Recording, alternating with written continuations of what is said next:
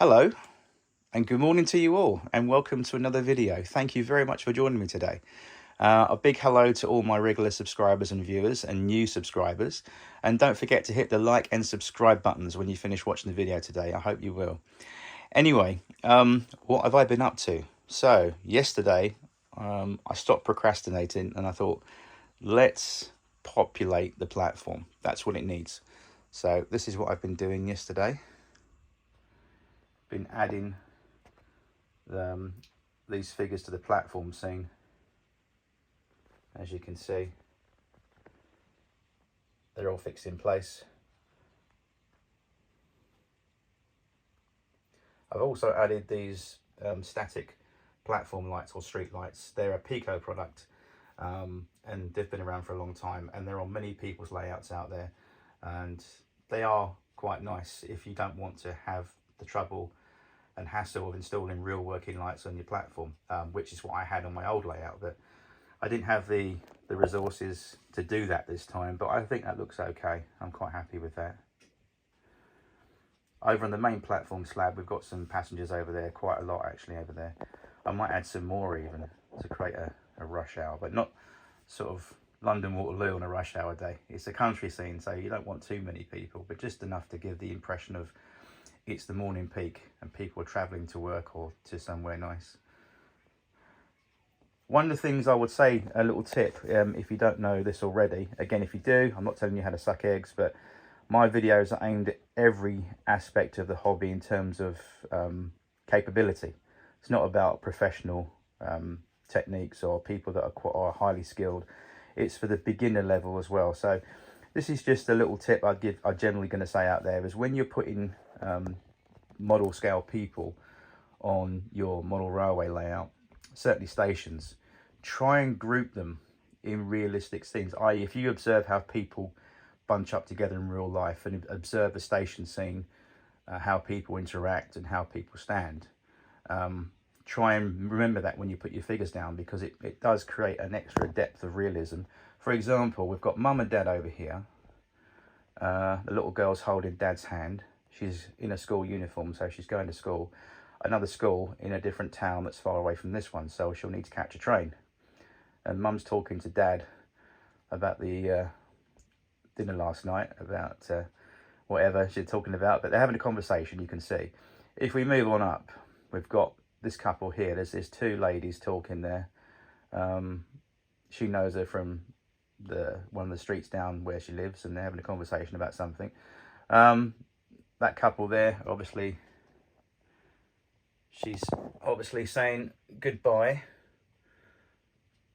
and got general interactions there with people in sort of realistically as posed possible settings. For example, there we've got that man sitting down with his legs crossed on the seat, and he's leaning over at an angle talking to that lady there. And then we've got let's see,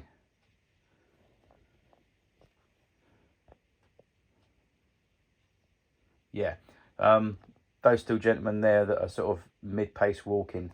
Directly behind them is going to sit the bottom of the stairs for the footbridge. So they've just come off the footbridge and they're walking now along the platform, ready to find their spot where they normally get on the train each day. So you get the idea. Over here at the WH Smith's kiosk, you've got quite a busy scene there. You've got a mum with her two little children. Obviously they want comics and a sweet. Gentleman there wants a newspaper, and the chap behind him is waiting to be served. So it's quite busy there. But that's roughly the idea what you do.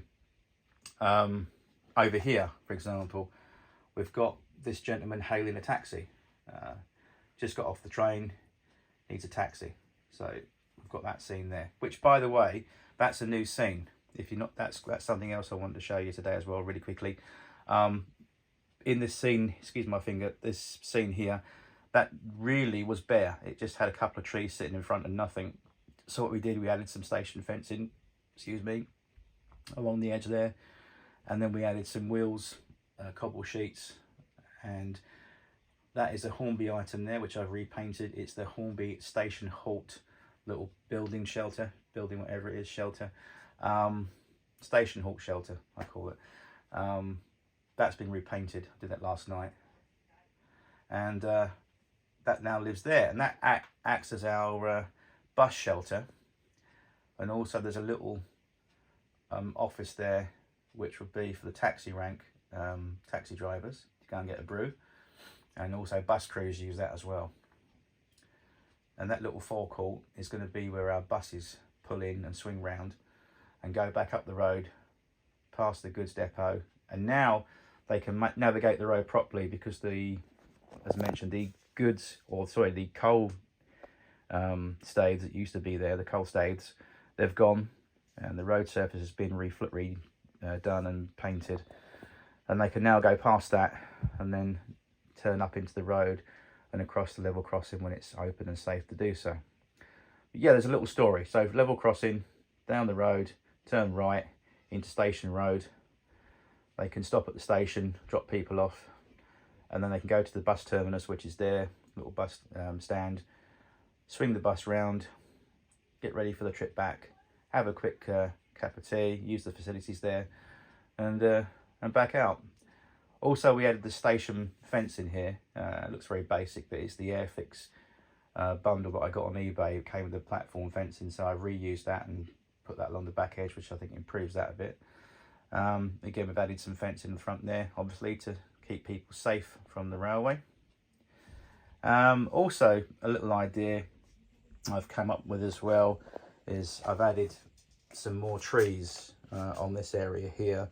These are pear tree blossom trees. I've added those there, just a bit more dimensional depth. And if I come over here quickly before we say goodbye, squeeze round here, we've got this little item here, which I scratch built yesterday. This is our staff halt.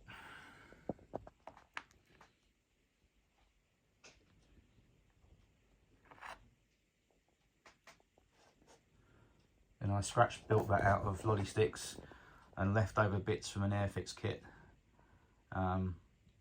That's now there in place.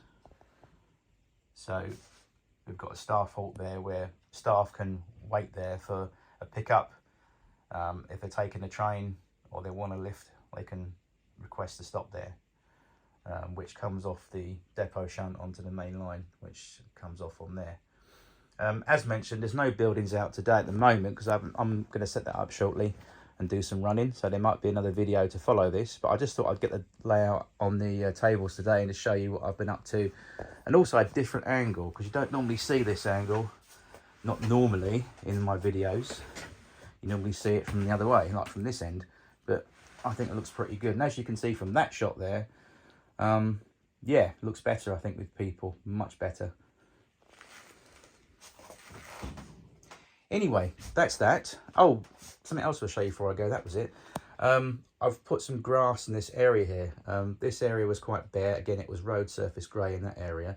I've grassed it in for a reason, because I'm going to put some, well, you'll see in the next video, there's going to be some shops along there. There's going to be a convenience store and another building there as well. And this is where the houses will sit as well. The row of terrace houses, they'll sit, so it'll be quite a nice little street scene there.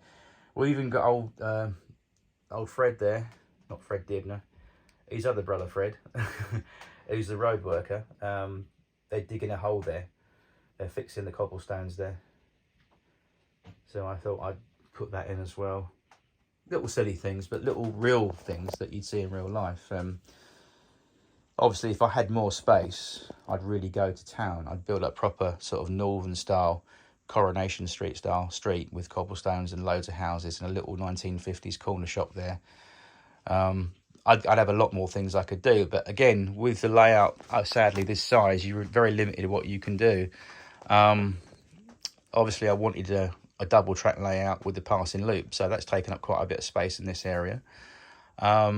I could have designed my own track layout, but I think this design allows a lot of operational possibilities, which it does, it really does. Hence, that's why I decided to follow the plan and build this one.